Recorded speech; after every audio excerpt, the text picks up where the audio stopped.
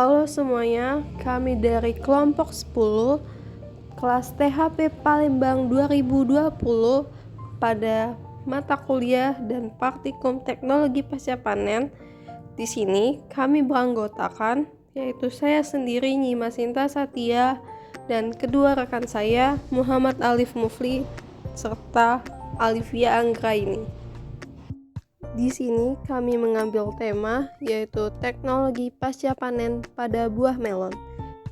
Adapun materi yang akan kami jelaskan yaitu pertama pendahuluan, yang kedua yaitu panen buah melon, yang ketiga yaitu pasca panen buah melon, serta yang terakhir yaitu teknologi pasca panen pada buah melon. Yang pertama yaitu pendahuluan. Buah dibedakan menjadi dua berdasarkan pematangannya, yaitu buah klimaterik dan buah non-klimaterik. Buah klimaterik merupakan buah yang mampu menghasilkan hormon etilen. Hormon etilen berperan dalam pematangan buah sehingga buah menjadi lunak meskipun buah sudah dipetik.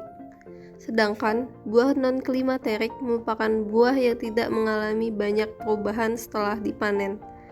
Melon merupakan salah satu buah klimaterik sehingga mudah membusuk setelah panen. Panen buah melon, ciri dan umur panen.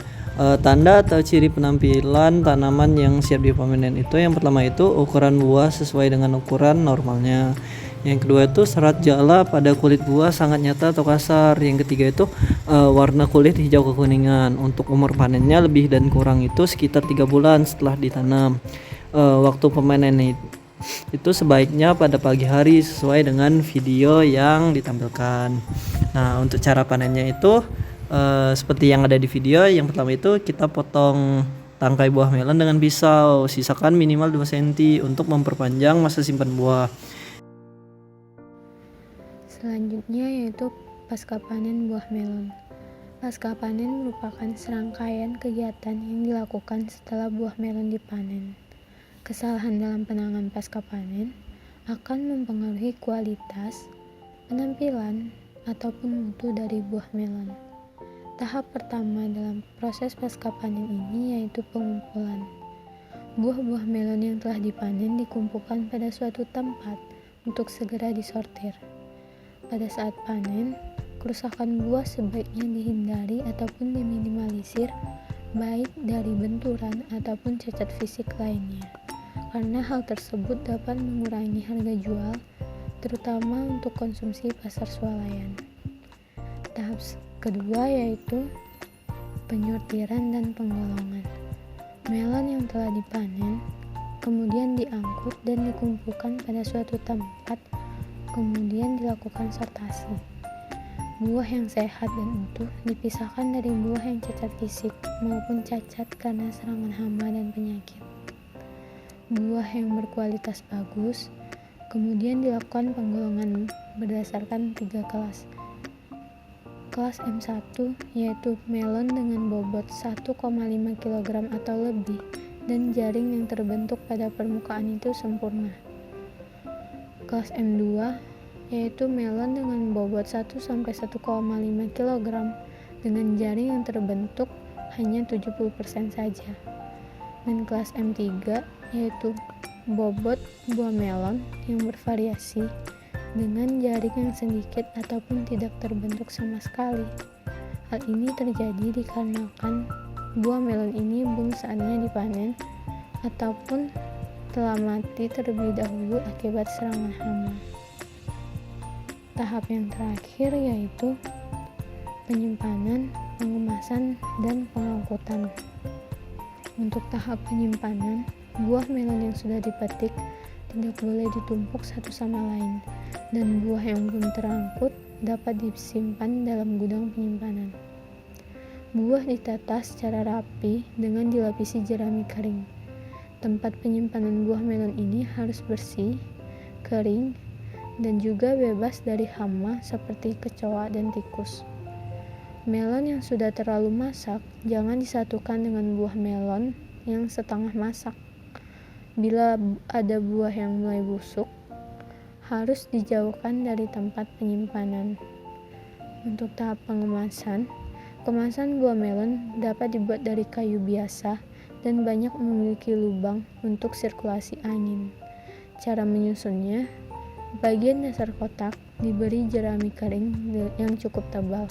Kemudian melon diberi jerami juga pada bagian atas buahnya.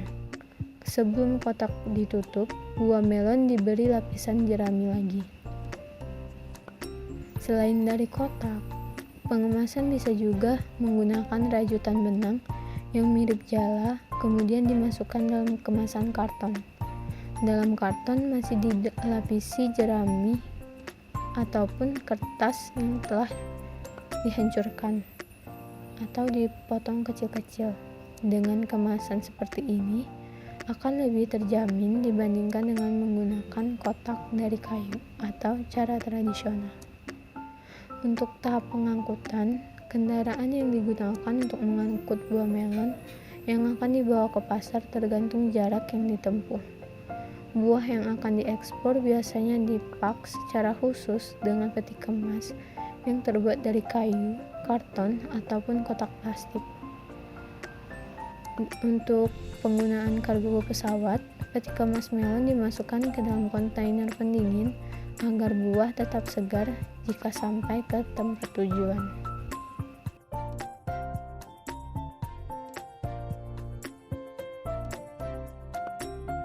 Teknologi pasca panen pada buah melon dapat menggunakan teknologi controlled atmosphere.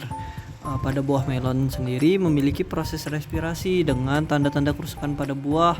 Nah, hal ini harus dihambat pada ruangan yang memiliki kadar CO2 tinggi dan O2 rendah dibandingkan udara normal. Nah, kontrol atmosfer ini merupakan sistem penyimpanan buah agar dalam atmosfer atau udara dengan komposisi CO2 tinggi dan O2 rendah yang diatur dan dipertahankan. Komposisi CO2 tinggi dan O2 rendah antara lain dapat menyebabkan respirasi terhambat, sehingga respirasi terhambat mengakibatkan pematangan buah dan sayur juga terhambat, sehingga umur penyimpanan buah pada melon dapat diperpanjang.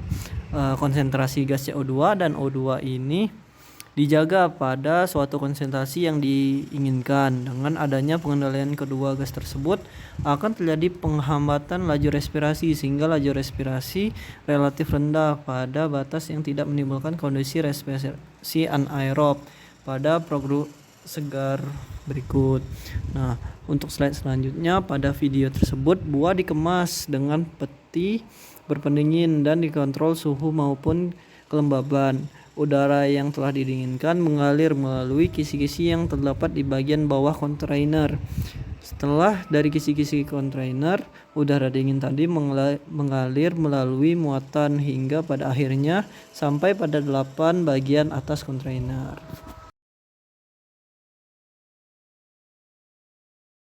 Berdasarkan penjelasan tersebut, dapat diambil kesimpulan, yaitu buah melon merupakan buah klimakterik, sehingga mudah membusuk setelah panen. Oleh karena itu, diperlukan teknologi pasca panen yang tepat. Salah satunya yaitu kontrol atmosfer.